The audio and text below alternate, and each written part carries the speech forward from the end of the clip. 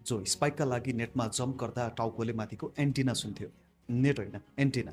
जो यति लोकप्रिय थियो कि भलिबल बनाउने इन्डियन कम्पनी विनेक्सले जसको नामको सिग्नेचर बलमा प्रिन्ट गरेर नेपाल पठाउँथ्यो। इन्टरनेसनल कुरा गर्ने हो भने जसले China, Russia, India, Thailand, Pakistan, Iran, Japan, South Korea, Indonesia, Bangladesh लगायत गरी 20 भन्दा बढी देशमा नेपालको जर्सी लगाएर आफ्नो स्किल देखाउन सफल भएको छ। अरू कुरा त छाडिदिनुहोस्, जापानको एउटा पत्रिकाले एसियाकै टप 12 भलिबल प्लेयरहरूको लिस्ट सार्वजनिक गर्दा 11औं नम्बरमा समेत उनको नाम परेको थियो एसियन लेभलमा।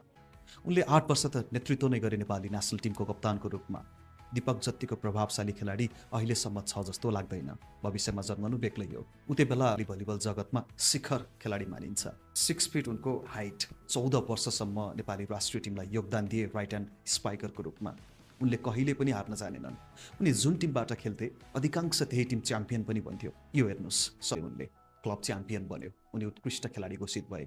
लगत्तै उनलाई अब यो क्लबको सिनियर टिमले तान्यो, फाइनलसम्म पुग्यो। फाइनलमा भने भेरी बागमतीसँग 3-0 को सोझो सेटमा पराजय बेहोर्न बाध्य भयो। यो पहिलो पटक थियो जहाँ उनी दोस्रो बने। यो पहिलो पटक भयो उनको टिम च्याम्पियन नबन्नु। तर टुर्नामेन्टको बेस्ट प्लेयर भने फेरि पनि दीपक सापकोटा यानि उस्ताद नै बने। सोच्नु सब एकपटक कुन लेभल थियो होला।